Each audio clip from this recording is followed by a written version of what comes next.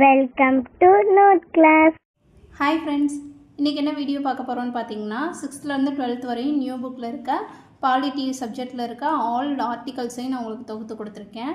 So இந்த part 1 வீடியோவில் நம்ம என்ன பார்ப்போம்னு பார்த்தீங்கன்னா 6th-லேருந்து 10th வரையும் இருக்க ஆர்டிகல்ஸ்லாம் பார்ப்போம்.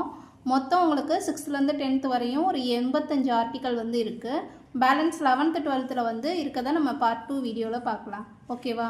இந்த கிளாஸோட பிடிஎஃப் உங்களுக்கு வேணும்னா கீழே டிஸ்கிரிப்ஷனில் வைக்கிறேன். சப்ஸ்கிரைப் பண்ணிவிட்டு ஓப்பன் பண்ணி பாருங்கள். ஓகேவா? பிடிஎஃப் ஓப்பன் ஆகலைன்னு நிறைய பேர் சொல்கிறீங்க.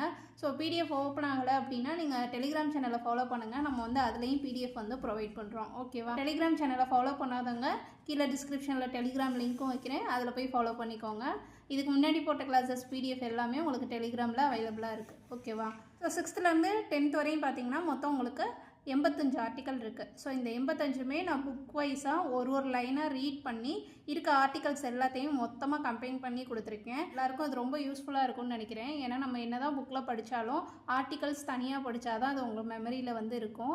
ஆர்டிகல்ஸ் வந்து நம்ம புக்கு படிக்கும் போதே படிச்சுட்டிங்கன்னா ரிவிஷன் பண்ணும்போது அது கொஞ்சம் கஷ்டமாக இருக்கும். நீங்கள் இந்த மாதிரி ஆர்டிகல்ஸ் தனியாக எழுதி வச்சுட்டு ஆர்டிகல்ஸ் ஃபுல்லாக ரீட் பண்ணி பார்த்தீங்கன்னா உங்களுக்கு ரொம்ப அது ஈஸியாக இருக்கும். ஓகேவா? இந்த கிளாஸ் உங்களுக்கு பிடிச்சிருக்குன்னு நினைக்கிறேன். பிடிச்சிருந்துச்சுன்னா மறக்காமல் லைக் பண்ணுங்கள், கமெண்ட் பண்ணுங்கள். உங்கள் ஃப்ரெண்ட்ஸ் யாராவது டிஎன்பிஎஸ்சி ரிலேட்டடாக படிக்கிறாங்கன்னா சப்ஸ்கிரைப் பண்ண சொல்லுங்கள். ஓகேவா? தேங்க்ஸ் ஃபார் வாட்சிங்.